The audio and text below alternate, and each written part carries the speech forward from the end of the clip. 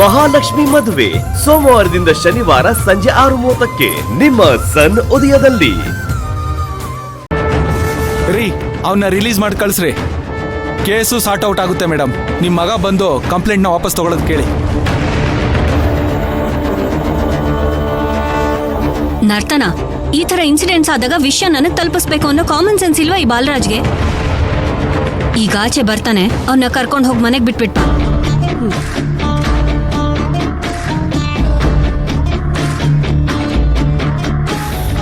ಏನ್ರಿ ಇದೆಲ್ಲ? ಯಾಕ್ರಿ ಬೇಕಾಗಿತ್ತು ಬೇರೆಯವರು ಸಾಬ್ರಿ? ಅಯ್ಯೋ ನಡಿಯ ಬನ್ನಿ.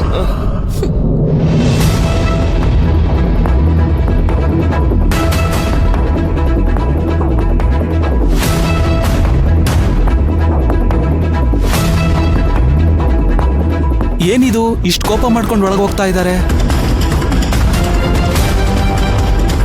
ನರ್ತನ,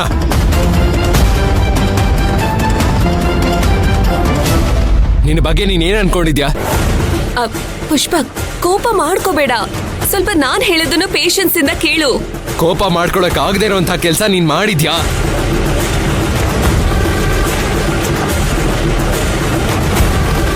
ಪುಷ್ಪಕ್, ಏನಾಯ್ತಪ್ಪ? ಅಮ್ಮ, ಇವಳಿತಾಳಲ್ಲ. ನರ್ತನ, ಪುಷ್ಪಕ್ಕೆ ಇಷ್ಟೊಂದು ಕೋಪ ಬರೋ ತರ ಏನ್ ಮಾಡ್ದೆ? ಏನ್ ನನ್ನ ನೋಡ್ತಿದ್ಯಾ?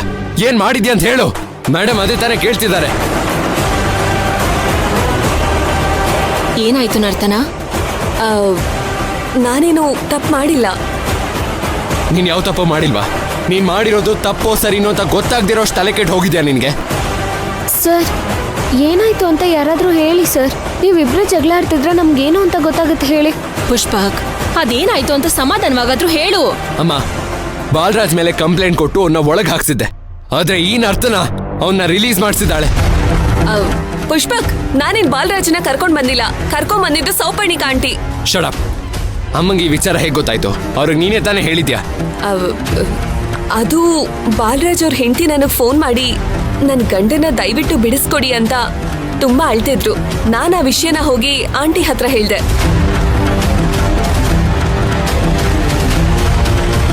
ನಾನು ಹೇಳ್ದೆ ಹೋಗಿದ್ರೆ ಬಾಲರಾಜ್ ಅವ್ರ ಹೆಂಡತಿನೇ ನಿಮ್ಮ ಅಮ್ಮಂಗೆ ಕಾಲ್ ಮಾಡಿ ಡೈರೆಕ್ಟ್ ಆಗಿ ಹೇಳಿರ್ತಿದ್ರು. ಮೈನಾ ಅವಳ ಜೀವನನೇ ಕಳ್ಕೊಂಡು ಹತ್ಕೊಂಡು ಒದ್ದಾಡ್ತಿದ್ದಾಳೆ. ಅವಳ ಕಣ್ಣೀರ್ ಕಾಣಿಸ್ಲಿಲ್ವಾ ನಿನ್ಗೆ? ಪುಷ್ಪಕ್, ಮೈನನ್ ಕಾಪಾಡೋದು ಮುಖ್ಯನಾ ಅಥವಾ ಆ ಯೋಗ್ಯ ಬಾಲರಾಜ್ ಅಂತವನ್ನ ಕಾಪಾಡೋದು ಮುಖ್ಯನಾ? ಪುಷ್ಪಕ್, ಬಾಲರಾಜ ಈ ತಪ್ಪೆಲ್ಲ ಮಾಡಿರೋದು ಅಂತ ಇನ್ನೂ ಪ್ರೂವ್ ಆಗಿಲ್ಲ. ಪ್ರೂವ್ ಆಗದೆ ಇರುವಾಗ ನೀನ್ ಅವ್ರನ್ನ ಅಯೋಗ್ಯ ಅಂತ ಹೇಳೋದು ನನಗ್ ಸರಿ ಕಾಣಿಸ್ತಿಲ್ಲ. ಅದು ಪ್ರೂವ್ ಆಗ್ಲಿ ಅಂತಾನೆ ನರ್ತನ ಅವನ್ನ ಒಳಗ್ ಹಾಕ್ಸಿದ್ದು. ನರ್ತನ, ಪುಷ್ಪಕ್ ಹೇಳ್ತಿರೋದು ಸರಿನೇ ಇದೆಯಲ್ಲ? ಬಾಲರಾಜ್ ಯಾವ ತಪ್ಪು ಮಾಡದೇ ಇದ್ದಿದ್ರೆ ಪೊಲೀಸ್ ಯಾಕೆ ಅವನ್ನ ಕರ್ಕೊಂಬಂದು ವಿಚಾರಿಸ್ತಿದ್ರು?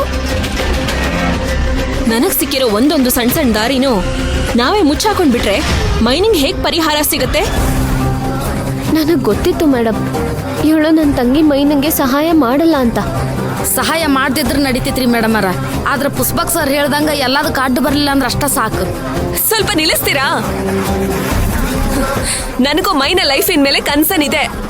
ಹಾಗೆ ನನ್ನ ಕಂಪನಿ ರೆಪ್ಯುಟೇಷನ್ ಕೂಡ ನನಗೆ ತುಂಬಾನೇ ಇಂಪಾರ್ಟೆಂಟ್.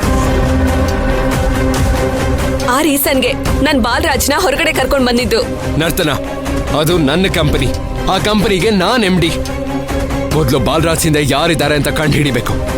ನನ್ನ ಕಂಪನಿ ಮೇಲೆ ನನಗಿರೋ ಕಾಳಜಿ ನಿನಗಿದ್ಯಾ? ಹೌದು, ಆ ಕಂಪನಿ ನಿಂದು, ಅದಕ್ಕೆ MDನೂ ನೀನೆ. ಹಾಗಂತ MD ಮಾಡ್ಬೇಕಾಗಿರೋ ಕೆಲ್ಸನ ನೀನ್ ಮಾಡು ಅಂತ ನಾನು ನಿನಗೆ ಎಚ್ಚೆತ್ತಿಸ್ತಾ ಇದ್ದೀನಿ. ಒಬ್ಬ MD ಪಾಯಿಂಟ್ ಆಫ್ ವ್ಯೂ ಅಲ್ಲಿ ನೀನೇನಾದ್ರೂ ಯೋಚನೆ ಮಾಡಿದ್ರೆ ಇವತ್ತು ನೀನು ಬಾಲರಾಜ್ ಮೇಲೆ ಕಂಪ್ಲೇಂಟ್ ಕೊಡ್ತಾನೆ ಇರ್ಲಿಲ್ಲ ಪುಷ್ಪಕ್. ಅದ್ ನಿನಗೆ ಅರ್ಥ ಆಗ್ತಿಲ್ಲ ಅಷ್ಟೇ. ಮೈನಿನ್ ಜೀವನ ಈ ರೀತಿ ಹಾಳಾಗಿದ್ಯಲ್ಲ, ಹಾಗಾದ್ರೆ ಏನ್ ಮಾಡ್ಬಾರ್ದು ಅಂತ ಹೇಳ್ತಿದ್ದೀರಾ? ನೋಡು ರಾಧಾ, ನಾನು ಆ ರೀತಿ ಹೇಳಲಿಲ್ಲ. ಇಲ್ಲಿ ಯೋಚನೆ ಮಾಡುವಾಗ ಬರೀ ಮೈನ ಬಗ್ಗೆ ಮಾತ್ರ ಯೋಚನೆ ಮಾಡಿ ಡಿಸಿಷನ್ ತಗೊಳ್ಳೋದಕ್ಕಾಗಲ್ಲ ಅಂತ ಅರ್ಥ ಮಾಡಿಸ್ತಾ ಇದ್ದೀನಿ. ಪುಷ್ಪಕ್, ಅಂಕಲ್ ಕಂಪನಿ ಸ್ಟಾರ್ಟ್ ಮಾಡ್ದಾಗ್ಲಿಂದ ಬಾಲರಾಜು ಆ ಕಂಪನಿಲಿ ಕೆಲಸ ಮಾಡ್ತಿದ್ದಾರೆ. ಹಾಗಿದ್ದಾಗ ಅವ್ರಿಗೆ ಸಲ್ಲಬೇಕಾಗಿರೋ ಗೌರವ ನಾವು ಸಲ್ಲಿಸಲೇಬೇಕು. ಅದನ್ನ ಬಿಟ್ಟು ಬರೀ ಮೈನಾ ಬಗ್ಗೆ ಮಾತ್ರ ಯೋಚನೆ ಮಾಡ್ಕೊಂಡು ಕೂತ್ಕೊಂಡ್ರೆ ಮೈನಾ ಮತ್ತೆ ಬಾಲರಾಜ್ ಇಬ್ರು ಲೈಫ್ ಸ್ಪಾಯಿಲ್ ಆಗುತ್ತೆ. ಹುಚ್ಚಿ ತರ ಮಾತಾಡ್ಬೇಡ ನರ್ತನ. ತಂದೆ ಕಾಲದಿಂದ ಇದ್ದಾರೆ, ತಾತನ ಕಾಲದಿಂದ ಇದ್ದಾರೆ ಅಂತ ಒಬ್ಬ ಕೆಟ್ಟ ಮನುಷ್ಯನ ಸಪೋರ್ಟ್ ಮಾಡಕ್ ಆಗಲ್ಲ.